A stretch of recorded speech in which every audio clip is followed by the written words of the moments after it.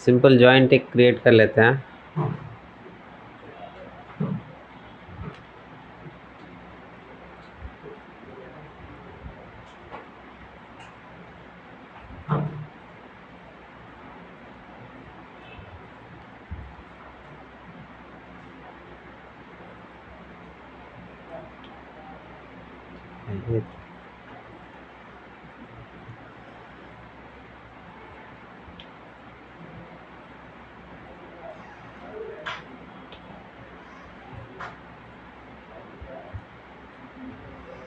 ये हमारा जो है जॉइंट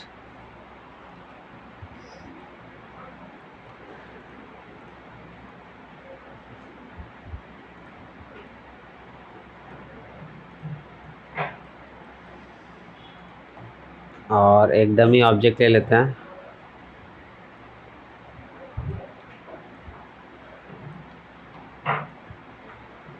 ठीक है,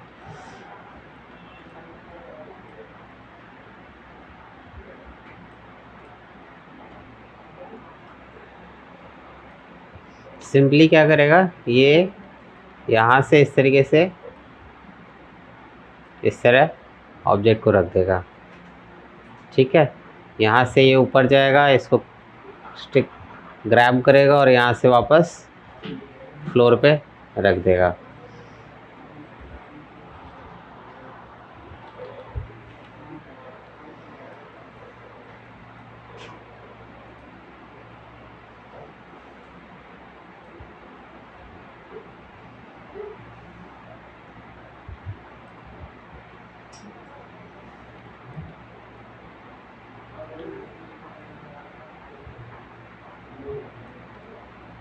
ऑब्जेक्ट के लिए इनिशियली एक फ्लोर ले लेते हैं।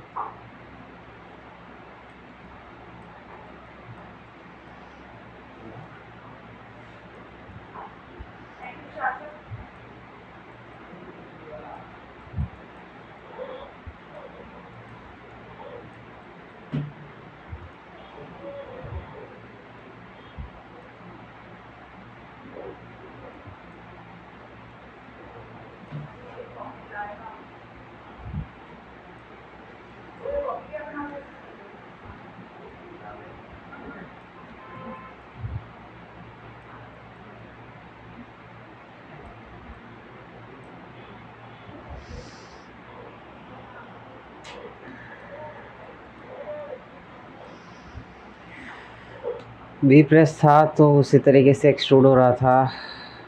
हमने बी या सॉफ्ट सिलेक्शन हटा दिया है और एक्सट्रूड कर दिया है, कर दे रहे हैं एक कनेक्शन बनाने के लिए।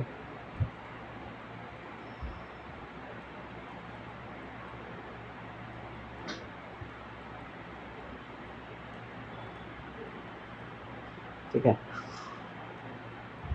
अभी इस हैंड का क्या काम है, ये यहाँ से ऑब्जेक्ट को ग्रैब करेगा और फ्लोर पे वापस रख देगा। सिंपल। इसको करने के लिए पहले तो एक इसका मूवमेंट दे देते हैं।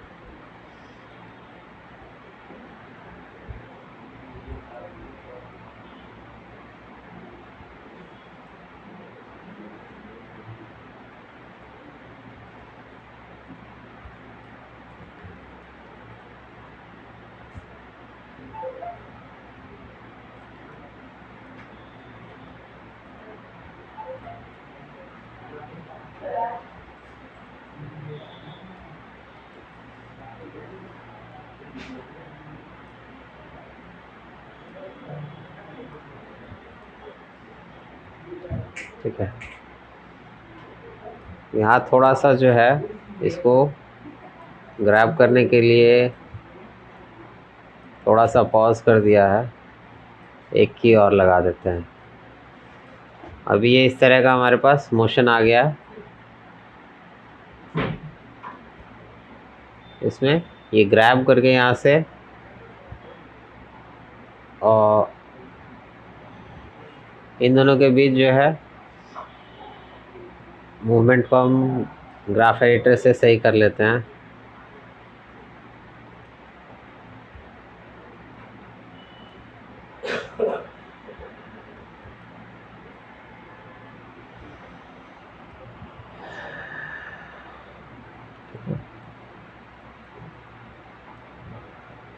ये सिंपल मूवमेंट है हमारा, रोबोटिक मूवमेंट है, तो स्पीड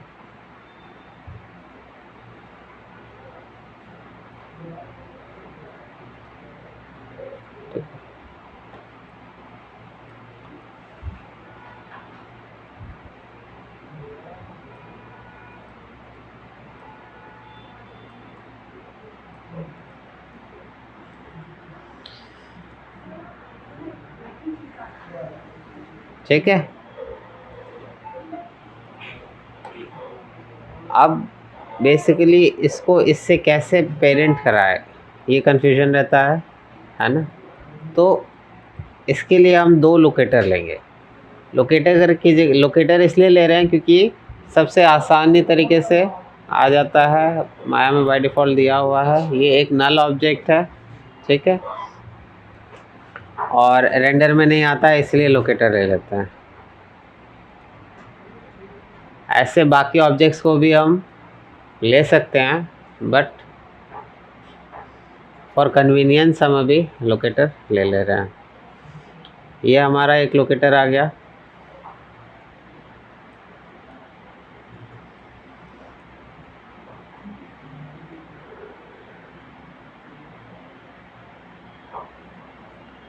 और ये 20th फ्रेम पे इसका पोजीशन यहाँ पे है। एक और लोकेटर हम ले लेते हैं, कंट्रोल डी।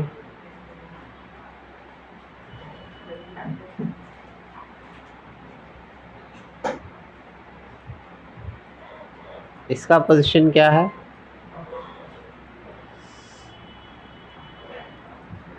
इनिशियली ये फ्लोर के पास है, जहाँ पे अभी हमारा ऑब्जेक्ट है। तो हम चाह रहे हैं हमारा ऑब्जेक्ट जो है पहले इस लोकेटर से पेरेंट हो, और जब ये यहाँ पे पहुँच जाए तो इससे पेरेंट हो जाए। अभी तो यहाँ नहीं पहुँचा है, 20 फ्रेम पे पहुँच रहा है, तो 20 फ्रेम पे ये इंटरचेंज हो जाए, ठीक है।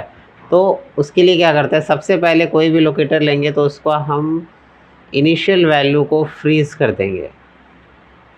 ये जो 0 और ये आ रहा है, इसको हम फ्रीज सिलेक्शन कर देंगे। उससे क्या हो जाएगा,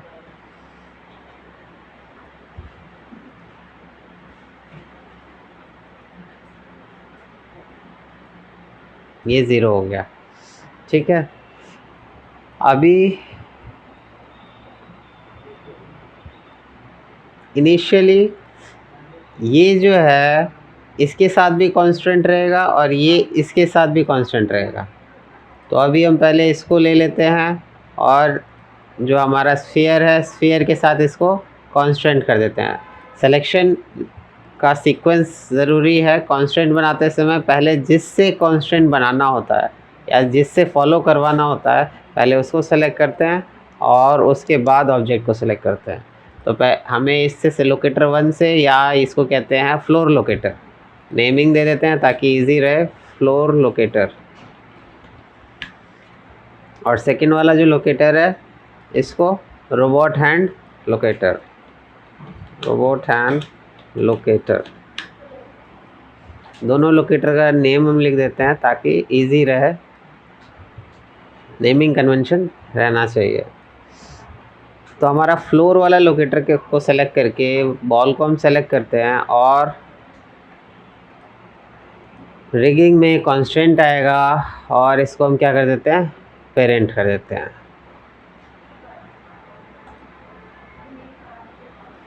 नेक्स्ट है, इसको इसके साथ भी क्या कर देते हैं, पेरेंट कर देते हैं। तो इस बार हमने रोबोट हैंड लोकेटर पहले सेलेक्ट किया, फिर से उसी बॉल को सेलेक्ट किया और कांस्टेंट में गए और नाम कांस्टेंट हमने यूज़ किया पेरेंट। अभी क्या हो गया, जब हम इस बॉल को सेलेक्ट करेंगे, इसका नाम रख देते हैं बॉल। जब हम इस बॉल को सेलेक्ट कर रहे हैं तो यहाँ पे आप शेप्स में देखेंगे फ्लोर लोकेटर और रोबोट हैंड लोकेटर दोनों आ गया, और दोनों का वैल्यू 1 है, ठीक है। अभी यहाँ पे देखेंगे दोनों का वैल्यू 1 है, यानी कि अगर हम इसको मूव करते हैं तो इसके और जो इनिशियल सेकंड लोकेटर है उसके एवरेज डिस्टेंस पे ये मूव होगा। तो इनिशियली हम क्या चाहते हैं कि इसके साथ मूव ना हो, जब तक ये हाथ यहाँ पे ना पहुँचे तब तक ये मूव ना हो। तो इनिशियली हमें इसे क्या करना पड़ेगा, ज़ीरो करना पड़ेगा रोबोट हैंड वाले को। तो रोबोट हैंड को हमने क्या कर दिया इनिशियली, ज़ीरो। ठीक है, और इनिशियली दोनों को हमने यहाँ पे 19 तक जो या 20 तक फ्रेम है हमारा, यहाँ तक की कर दिया, की सेलेक्टेड। एंड जैसे ही यहाँ पे पहुँच जाए 21st फ्रेम पे, इसका जो है ये इसको ग्रैब कर ले। तो इसका लोकेटर क्या है, रोबोट हैंड। रोबोट हैंड को हमने 1 कर दिया, और किससे हट जाए, इस दूसरे वाले लोकेटर से, तो इसको हमने 0 कर दिया। ठीक है, और इसको हम क्या कर देते हैं, फिर से की कर देते हैं। ये कीइंग करने से अभी आपको डिफरेंस नहीं पता चल रहा होगा, है ना। क्यों, क्योंकि हमने अभी इनिशियली इसको पैरेड नहीं किया है हैंड के साथ। तो अब जब हम यहाँ पे आए और यहाँ पे हमने इसको सेलेक्ट कर लिया, और अब हम सिंपल पेरेंट यूज़ करेंगे। तो लोकेटर को सेलेक्ट करके इसके साथ, इस बॉल के साथ हमने जॉइंट के साथ, हमने जॉइंट 3 के साथ पेरेंट कर दिया। सिंपल पी प्रेस करेंगे। अब देखिए क्या होगा, वो जो लोकेटर था वो हमारा जॉइंट के साथ मूव होने लग गया, और जैसे ही ये ऊपर पहुंचा 20th फ्रेम तक तो ठीक था। 21st फ्रेम पे क्या हो गया, चेंज हो गया बॉल का लोकेटर, और बॉल इसके साथ आ गया। ठीक है, अब हम चाहे तो इसको कंटिन्यू भी कर सकते हैं। ये थोड़ा सा वियर्ड लग रहा है, तो इसका सरफेस हम डाउन कर देते हैं।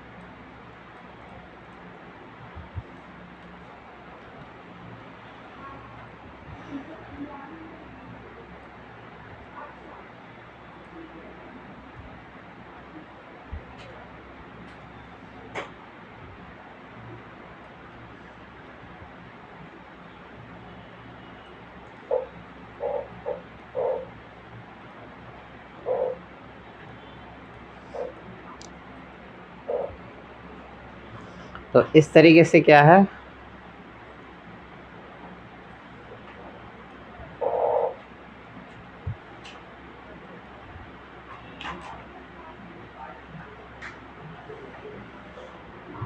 आपका ये मूवमेंट हो सकता है, समझ में आया। अब यहाँ पे एक और हैंड लगा के, एक और लोकेटर लगा के इसको वापस यहाँ से यहाँ पे या यहाँ से उस डायरेक्शन में शिफ्ट कर सकते हैं। वो जो रोबोट, जो बड़ी बड़ी मशीन्स फैक्ट्रीज़ में जिस तरह से रोबोट काम करते हैं, उस तरीके से आप लोग ये हैंड बना के उसका यूज़ कर सकते हैं। यहाँ पे मैंने 5 फ्रेम का इसीलिए स्पेस दिया है। आप देखेंगे 20 से 25 तक ये कुछ नहीं करता है, यानी 20 से 25 के बीच हम इसको, अगर हैंड होता हमारा तो इसको ग्रैब करता, पकड़ता, और तब ये धीरे से नीचे लेके आ जाता। ठीक है, तो इस तरीके से ये पूरा का जो है हम लोकेटर्स का या किसी भी ऑब्जेक्ट का यूज़ करके हम ये बना सकते हैं। अब क्वेश्चन आता है बाकी ऑब्जेक्ट्स को कैसे हम यूज़ करें, कह रहे लोकेटर कन्फ्यूजन आ रहा है। तो किसी भी ऑब्जेक्ट से पेरेंट कर सकते हैं, ये तो पता ही होगा। तो हम नेक्स्ट क्या करते हैं, ये हमने क्यूब ले लिया। ठीक है, इसको भी हम ले सकते थे यहाँ पे लोकेटर की जगह पे।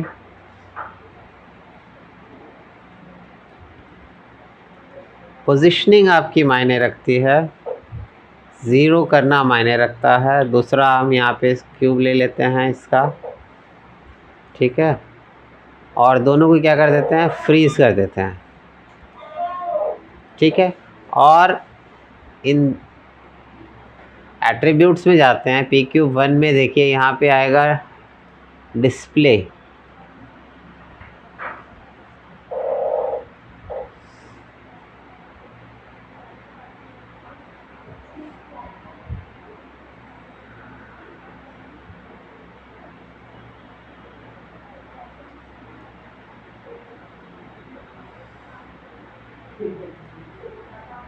यहाँ पे पी क्यूब स्फीयर 2 में रेंडर स्टेट्स आएगा, ठीक है। इसमें क्या कहते हैं कि ये रेंडर ना हो हमारा, ना तो कास्ट शैडो करे ना रिसीव करे शैडो, इसकी प्राइमरी विजिबिलिटी भी ना रहे, और यही ऑप्शंस हम दूसरे वाले में भी ऑन कर देते हैं, यानी कि कास्ट शैडो रिसीव शैडो हटा देंगे और प्राइमरी विजिबिलिटी हटा देंगे। अब हम इन दोनों ऑब्जेक्ट को भी लोकेटर की जगह पे यूज़ कर सकते हैं, ठीक है। करके देख ही लेते हैं। तो मैं ज़्यादा कुछ नहीं करूँगा, सिर्फ इसको इससे पेरेंट कर दे रहा हूँ और इसको इससे जो है पेरेंट कर दे रहा हूँ, और ये आपका बॉक्स गया और बॉक्स नीचे लेके चला आया। तो इस तरह से बॉक्स का भी यूज़ करके हम जो है बना सकते हैं। लोकेटर का इसमें यूज़ नहीं करना पड़ेगा, जैसे हमने लोकेटर को इनिशियली पेरेंट किया था उसी तरीके से इसको भी पेरेंट कर सकते हैं। समझ में आया? कोई कन्फ्यूजन? कोई भी कन्फ्यूजन है तो पूछ सकते हैं और इसको ट्राई कीजिए।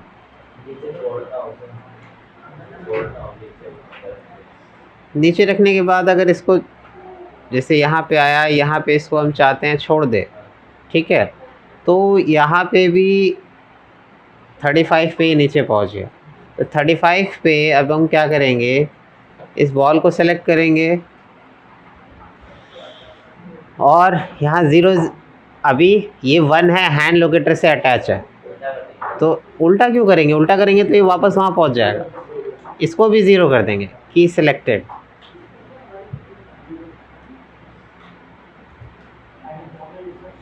और 36 पे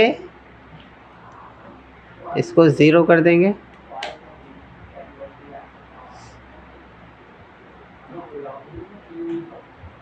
और एक और ऑब्जेक्ट को इसको 0 करने से पहले यहाँ पे हम एक और लोकेटर लेंगे कि इसका अपना इनिशियल पोजीशन अभी डिफाइन नहीं है, तो ये वापस कहाँ चला जाएगा? अपनी इनिशियल स्टेट पे चला जाएगा। पहले यहाँ पे था तो वापस यहीं पे चला जाएगा।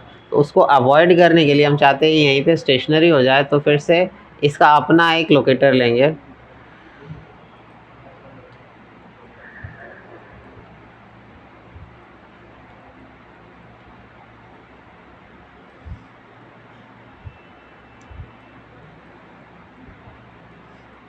ठीक है, और इसको फ्रीज़ कर देते हैं, वापस यहीं पे रख लेते हैं ताकि विजिबल रहे। इसको वापस फ्रीज़ कर देते हैं, ठीक है, और इसको फिर से इसके साथ क्या कर देंगे, पेरेंट। अभी 3 लोकेटर आ गए।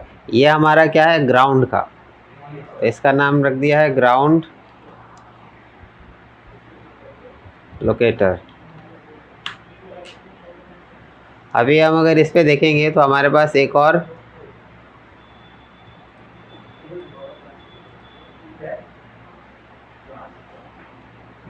रिवर्स ऑर्डर हो गया है।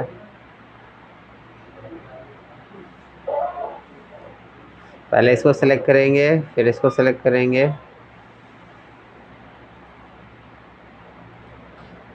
उसके बाद कंस्ट्रेंट में पेरेंट,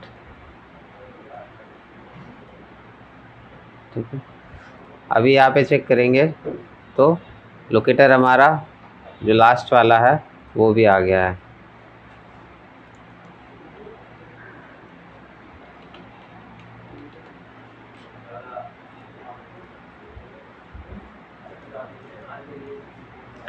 ठीक है, ये हमारा की नहीं हो रखा है, इसको अभी हम इनिशियली 0 कर देते हैं क्योंकि हम इसके साथ नहीं जाएंगे। हमारा कहाँ पे की हो रखा था, 20th पे, तो 20 पे बॉल में जाके हम इसको भी की कर देते हैं, की सिलेक्टेड। 21 पे भी की किया हुआ था, ऑलरेडी की होगा। यहाँ से वापस आया 34, 34 पे वापस इसको क्या करते हैं, की कर देते हैं, की सिलेक्टेड, और फिर 36 पे इसको 0 कर देंगे और इसको 1 कर देंगे और की सिलेक्टेड। तो अब ये इसके हैंड वाला लोकेटर और ये वाला लोकेटर दोनों 0 हो गया और ग्राउंड वाला लोकेटर एक्टिव हो गया। तो ये इस तरह का बन जाएगा। अब क्योंकि हमने यहाँ पे इसको वापस मूवमेंट नहीं दिया है तो ये क्लियरली विजिबल नहीं आ रहा है, तो इसको मूवमेंट देने के लिए यहाँ पे हम एक और एस प्रेस कर देते हैं और इसके बाद वापस ये जा सकता है सेकेंड ऑब्जेक्ट के लिए।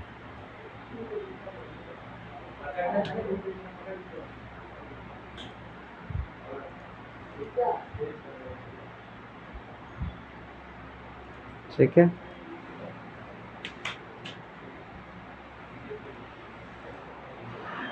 इस तरह से लेके आया, फिर वापस दूसरा लेने चला गया। तो इस तरीके से कंटिन्यूस मूवमेंट भी हम लोग बना सकते हैं। समझ में आ गया? तो जिस जगह पे उसको ले जाना है उस जगह पे उसका एक अपना पर्टिकुलर अगर लोकेटर यूज़ कर लेंगे तो आराम से हो जाएगा। कोई इशू और कोई क्वेश्चन?